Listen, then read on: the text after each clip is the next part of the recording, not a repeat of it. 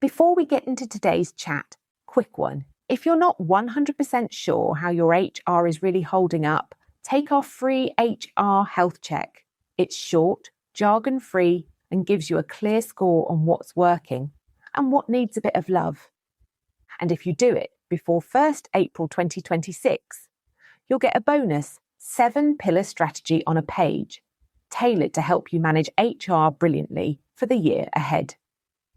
Just head to kateunderwoodhr.co.uk/HR-health-check the link in the show notes. Hey there, lovely people, and welcome back to Buzzing About HR.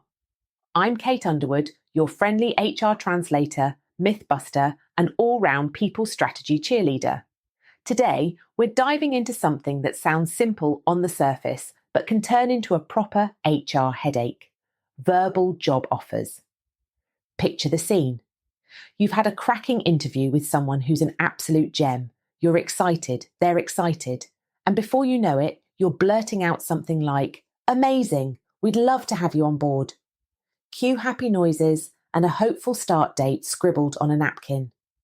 But hang on, what just happened? Did you just create a legally binding employment contract? Is there any wriggle room if things change?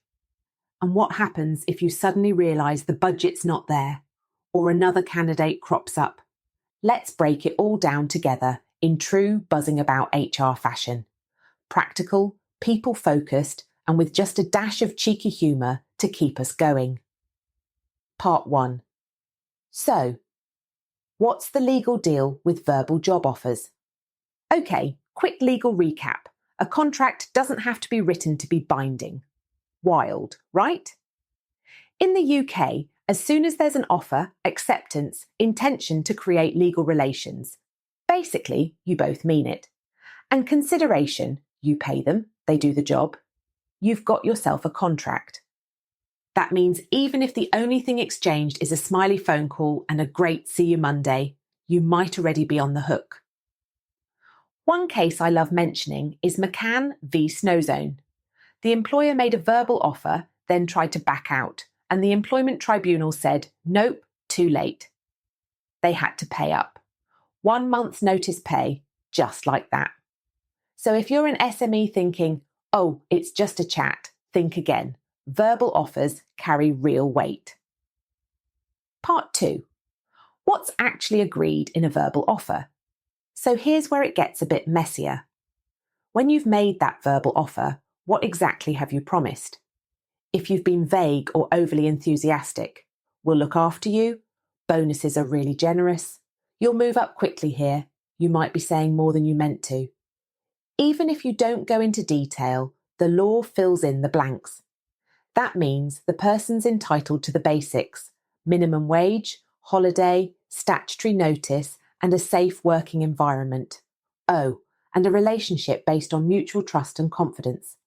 But without a written contract, you've got no proof of the specifics: salary, hours, benefits. So it ends up being your word against theirs. And guess what? In a dispute, people remember things very differently. What you saw as a casual chat might be remembered as a firm promise. Part 3. Written particulars are a legal must-have. And they're day one now. Since April 2020, it's been the law that every new employee or worker must get written particulars, basically the key terms of their employment, on or before their first day, not the week after, not once they're settled in. Day 1. That means you need to be ready. Ideally, the contract and offer letter should be prepped and waiting before you even make the offer call. That way, you can follow up with an email straight away and tick that legal box without the stress. It also sends a great message to candidates. You look professional, organised, and like you actually know what you're doing, which of course you do. Part 4. The magic phrase every HR pro loves: subject to. Here's your secret weapon when making offers: the phrase subject to references and right to work checks. Those 5 words can save you a world of pain. If you make a conditional offer, as in the job is only theirs if they pass certain checks. Then you can still back out if they don't meet the conditions. But, and it's a big but, you have to say it up front. If you say it after they've already accepted, it doesn't count. So whether it's references, qualifications, a DBS check, or right to work documents, lead with the conditions before you ask them to say yes. Say something like, "We'd love to offer you the role, subject to satisfactory references and proof of your right to work. I'll send everything over in writing. Simple, clear, and protects both sides." Part 5. Real-world workflow. How SMEs can make this easier. I know what you're thinking. We don't have time for complicated HR processes. Don't worry, this doesn't need to be a paperwork mountain. Start with a little offer script. Nothing fancy, just a short set of prompts to cover the essentials during your call.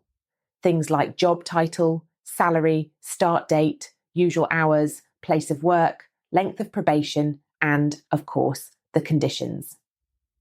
Then, follow up in writing straight away, ideally within 24 hours.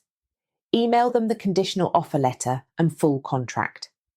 If you've got e-signature software, use it.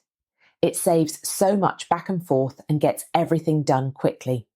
One key tip: try to get that signed contract before they resign from their current job. It protects everyone involved. And if for whatever reason you do have to withdraw the offer, do it quickly, ideally before they've met the conditions.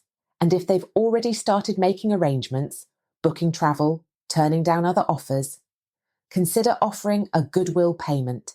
A week's pay now is a lot cheaper than a tribunal later. Oh, and save everything: notes, emails, offer letters, signed contracts. Stick it all in your HR system so you've got a nice paper trail if things ever get messy. Part 6. Common pitfalls and how to dodge them. Let's look at some classic trip-ups. First, never say "welcome aboard" before you've mentioned any conditions.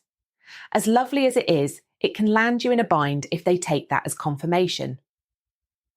Don't let someone resign from their current job without sending the formal offer and getting it signed.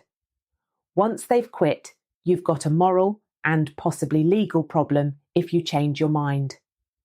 And don't assume verbal offers don't count just because HR hasn't done the paperwork yet. The tribunal doesn't care about your internal processes.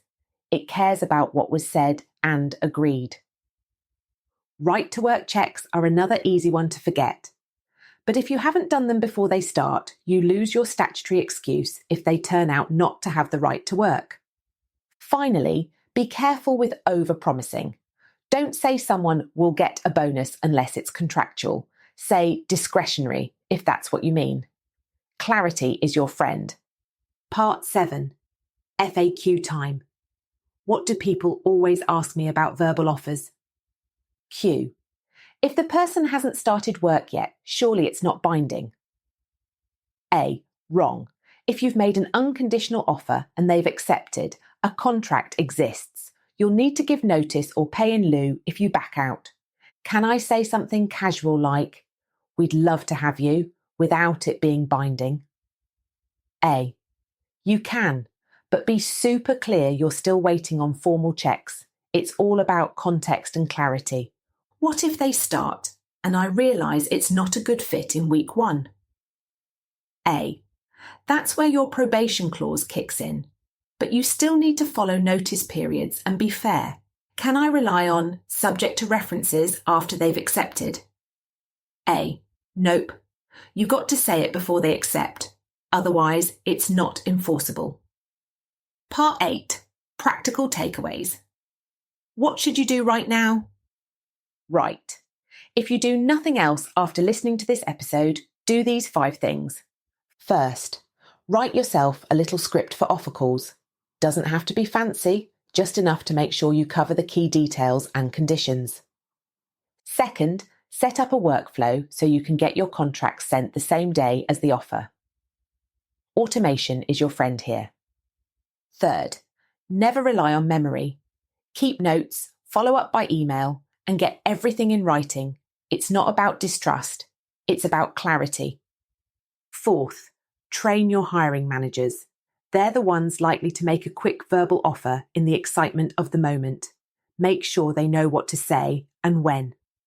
And finally, have a plan for what to do if you need to withdraw. Be honest, be fast, and be kind. A little goodwill goes a long way. That's a wrap on today's episode of Buzzing About HR. Hopefully, verbal offers feel a bit less scary now, and you're ready to handle them with confidence and a splash of good humour. Next time, we're diving into something every small business deals with: the Great British Sickie. Yep, we're talking about unexpected absences, duvet days, mystery bugs, and what all that time off is really costing your business. Spoiler, it adds up fast. We'll look at how to manage it fairly, what your legal obligations are, and how to spot the difference between genuine illness and a bit of Monday morning flu fog. What do they actually mean? Can you extend them? And how do you deal with someone who's nice, but not quite right for the job? If you'd like help with a conditional offer letter or want me to sense check your contract wording, just give me a buzz. Until then, keep buzzing, stay savvy, and remember, if it sounds like a contract, it probably is one. That's it for today. But if you fancy a bit of friendly HR advice in your inbox with zero waffle, come and join our newsletter. We send out bite-sized tips, plain English updates, and handy things you'll actually use. No spam, no fluff. You can sign up at kateunderwoodhr.co.uk/newsletter-sign up, or just hit the link in the show